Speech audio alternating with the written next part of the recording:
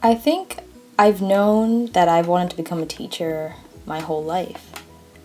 I remember sitting in my fourth grade classroom looking at the way that my teacher decorated the room and was thinking how I would have done it differently, what I would have done to it, how it would look, and all things like that.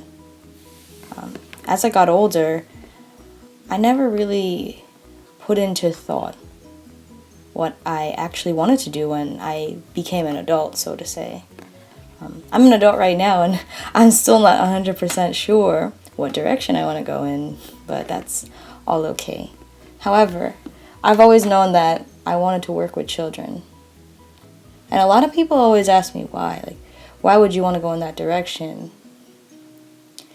And my answer to them is always that children are so real.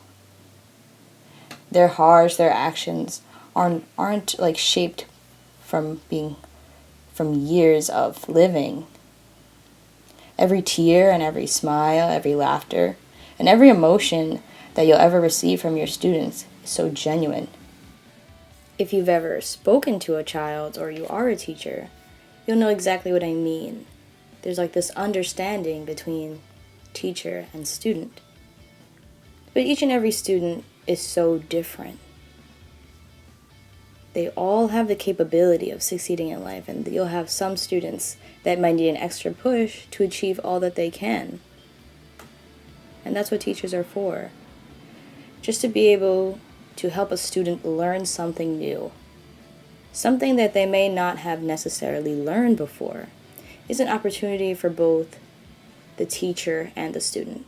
The teacher gets to learn about the student, and the student gets to learn from the teacher. I think that is just something that's so great.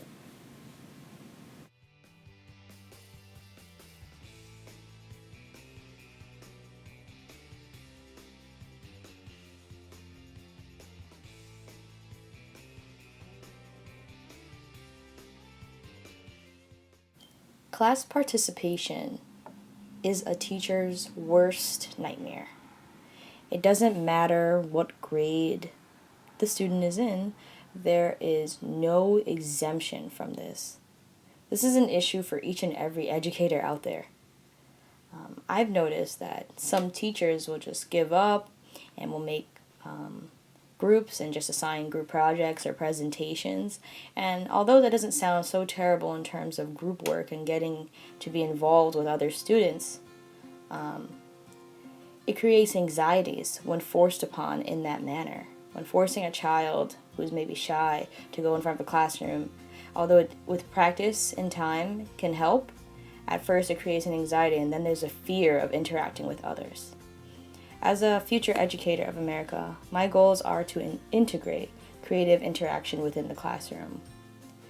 Whether it's learning using games on the iPad or laptop, and integrating technology. Specifically, this is growing within special education and for students who have a hard time or just cannot learn from strict textbook teaching or from the board. This is a great way to incorporate interaction with the technology and the subject, and then also can help them interact with each other. There's also group activity interaction within the classroom, such as pairing words with sentences and selecting the noun, like copy and paste tactics to help students work together in a group to problem solve. And it seems like a lot of extra work, but that little extra effort could have a huge impact on a student's life.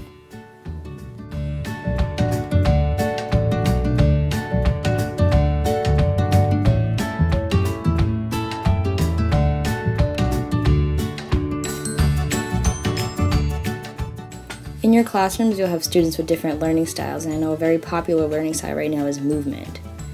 There are classes available such as rhythm and movement, and they serve as a learning aid for students. Some simpler ways of incorporating this in the classroom would be to have an exercise break, and this is especially helpful for students with ADHD so they can stretch and do small exercises to get up and move in a regulated manner.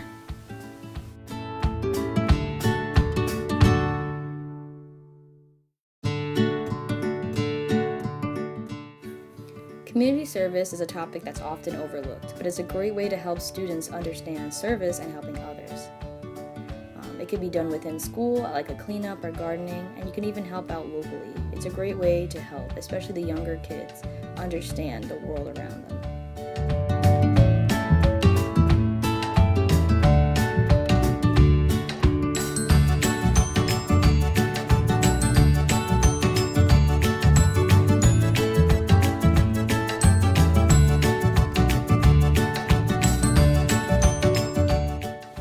In my classroom, I'd like to incorporate a lot of team building exercises. We can go step outside if the classroom gets too cramped, and you can find ways to get students involved, and they can learn to help each other and rely on one another. They can ask each other if they need a pencil or if they need to sharpen something, and not be afraid of talking to others and working with others.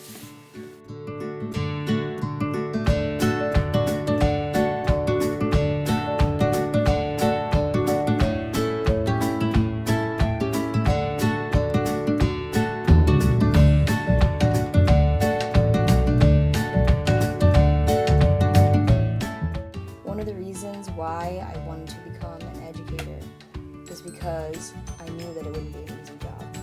A lot of people like to take the easy way out, but I love knowing that I have to problem solve in order to get something.